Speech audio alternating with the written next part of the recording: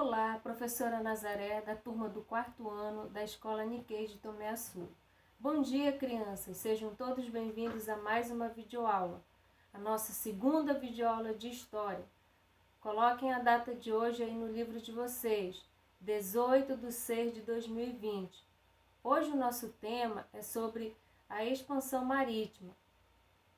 Vamos ver o conceito. A expansão marítima, ela também pode ser chamada de grandes navegações. Ela foi um movimento que ocorreu aonde, crianças? Esse movimento ele ocorreu na Europa, a partir do século XV, quando países europeus, que eram liderados por dois países, Portugal e Espanha, lançaram-se na conquista dos mares. Vamos ver como era essa conquista e comércio dessas especiarias, da busca que eles queriam fazer por essas especiarias. A expansão marítima era o crescimento das rotas comerciais, com interesse nos produtos e nas especiarias. Esses produtos eles eram vindos do Oriente. A Itália, ela obtinha maior expansão. Por que ela obtinha essa maior expansão? Porque ela fazia essa comercialização comprando do Oriente e revendendo para outros países com preços elevados, quer dizer, com preços mais caros, para que ela pudesse obter mais lucros. Então, Portugal e Espanha, interessados em obter lucros com as mesmas especiarias, iniciaram sua expansão marítima com o objetivo de descobrir, ou seja, de conhecer novas rotas. Só que turcos e muçulmanos e europeus ocidentais, eles disputavam o controle do comércio com o Extremo Oriente. Enquanto os turcos, aliados dos italianos de Genova e Veneza, eles contemplavam o domínio do Mediterrâneo Oriental, com a conquista de Constantinopla. Essa conquista de Constantinopla ela ocorreu no ano de 1453. Os portugueses, antes de todos, prestem bem atenção aí, os portugueses, antes de todos os outros conquistadores, decidiram encontrar uma rota alternativa, contornando o Império Turco e chegando diretamente à Índia e à China, que era o principal objetivo deles, era de fazer esse contorno e poder chegar à Índia. Os navegadores imaginaram que se contornasse a África, eles chegariam às Índias por mar. Muitos fatores motivaram, ou seja, contribuíram para que essa expansão marítima acontecesse. Quais foram esses fatores? Os fatores são busca de novas terras, busca de metais preciosos, principalmente o ouro, busca por novas rotas comerciais, principalmente para as Índias, expansão da fé cristã, ou seja, eles queriam conquistar novos adeptos para a Igreja Católica, busca de mercadoria para os artigos europeus. Esses aí foram os principais motivos, ou seja, os principais fatores que motivaram a expansão marítima. Agora nós vamos ver um pouquinho sobre as causas.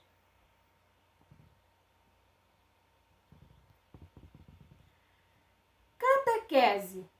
A Igreja Católica, ela desejava conquistar novos fiéis para compensar. Por que eles queriam conquistar novos fiéis? Eles queriam conquistar esses novos fiéis para poder compensar as perdas na Europa. Tecnologia e alguns eventos, tecnologia e alguns inventos como bússola, astrolábio e a caravela tornavam viagens mais seguras. Vamos falar agora um pouco sobre as especiarias.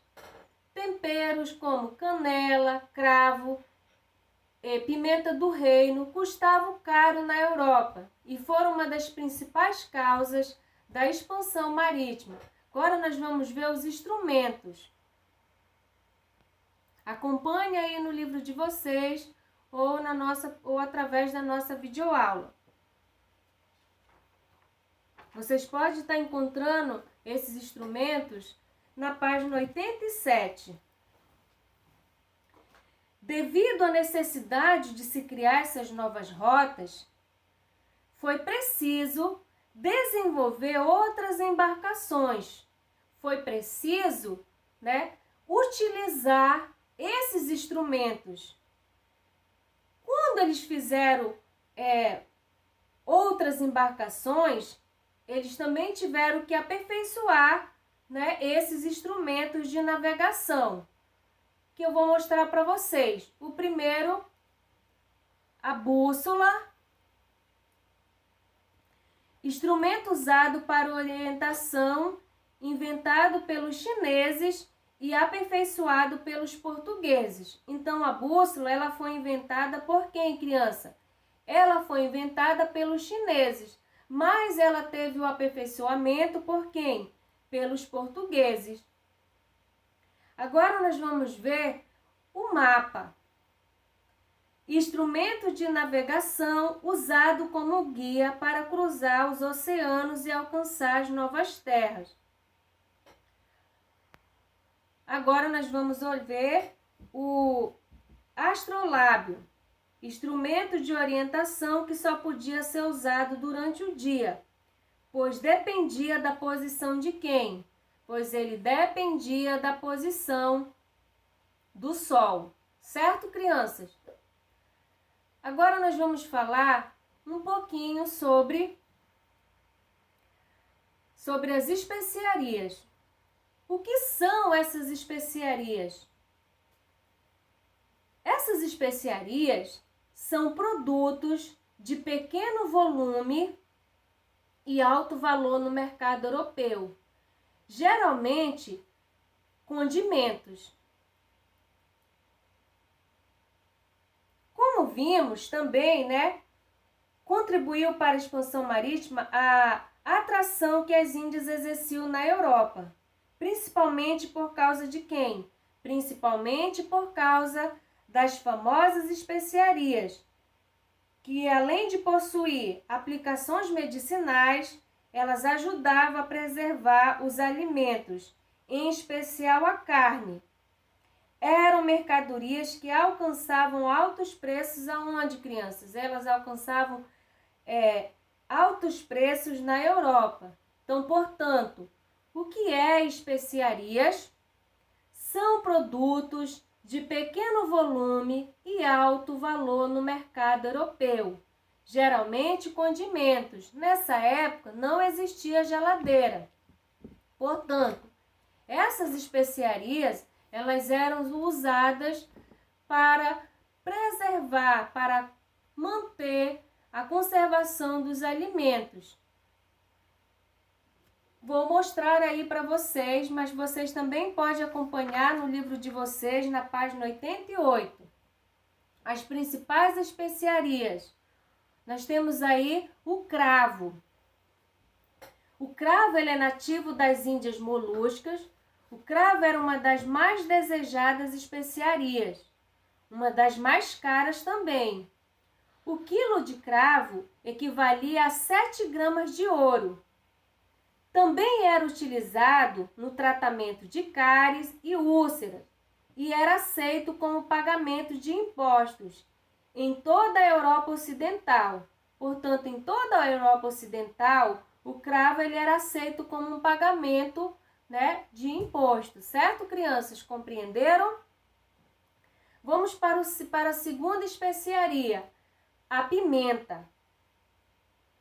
Rainha dos temperos. A pimenta era conhecida e usada na Ásia desde 2000 antes de Cristo. Um quindal, 60 quilos, corresponde a 60 quilos do grão e valia 52 gramas de ouro.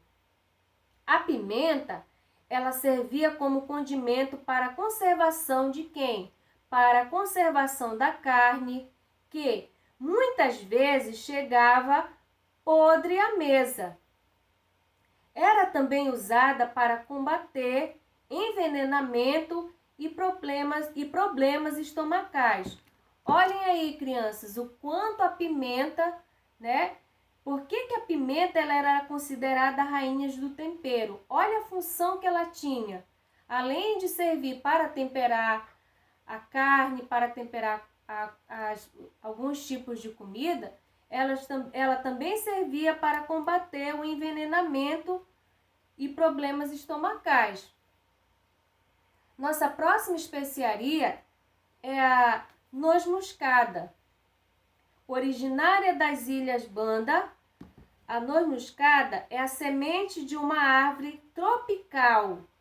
1 quilo do seu pó vale mais de 10 gramas de ouro.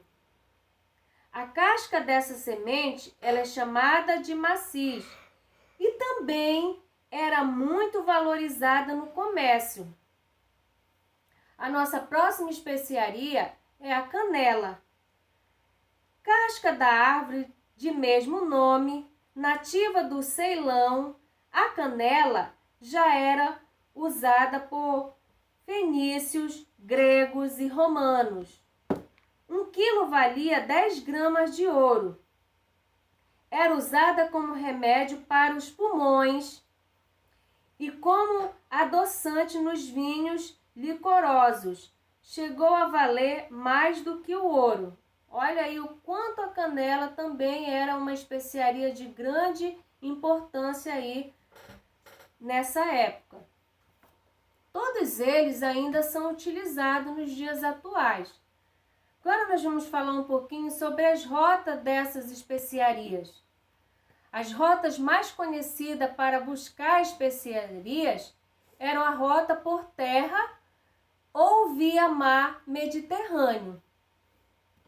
A rota por terra era dominada geralmente por quem? Eram dominadas geralmente pelos árabes. Além disso, o percurso era muito grande, o que desestimulava a burguesia. Ou seja, eles iam ter muito trabalho, né? Ia dar muito trabalho para eles fazer essa rota. A rota pelo mar Mediterrâneo era dominada por quem? Ela era dominada pelos italianos, especialmente de Genova e Veneza. Eles dominavam aí, eles que tinham o controle desse mar Mediterrâneo. Então, o que sobrava para os portugueses? O que cabia aos portugueses? Cabia aos portugueses buscar uma rota alternativa, como se fosse buscar um novo plano, né? A escolha foi quem? A escolha foi de cara o Oceano Atlântico. Porém, não era um caminho muito fácil. Tinha os riscos imaginários de navegação. Navegar no Oceano Atlântico não era tarefa fácil. Este oceano, ele era conhecido como Mar Tenebroso, pois havia a ideia de que era habitado por monstros marinhos. Além disso, alguns acreditavam na ideia propagada na escuridão bíblica da terra planar. Assim, era determinado o ponto da viagem. As embarcações seriam atacadas por monstros ou cairiam em um abismo sem fim. Então, isso aí eram os riscos imaginários de navegação. Observe essa imagem aí. Essa imagem são as visões dos mares. Visões essas dos seres imaginários. Agora nós vamos ver os riscos reais de navegação. Além das crenças e superstições da época, os navegadores enfrentavam outras ameaças. Que ameaças eram essas? Ameaças essas que eram problemas como fome, sede, doenças, tédio e tempestades ofereciam perigos reais. As grandes tempestades, elas ofereciam, perigosos riscos. Desta forma, das embarcações que partiu, poucas retornavam. Por isso que era difícil fazer essa rota, não era uma rota fácil. Era uma rota, que tinha grandes riscos.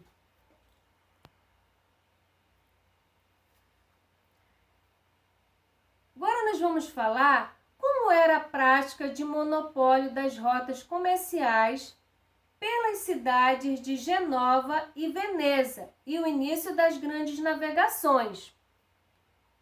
Prestem bem atenção nessa prática de monopólio das rotas comerciais por essas duas grandes cidades, cidades essas que são Genova e Veneza.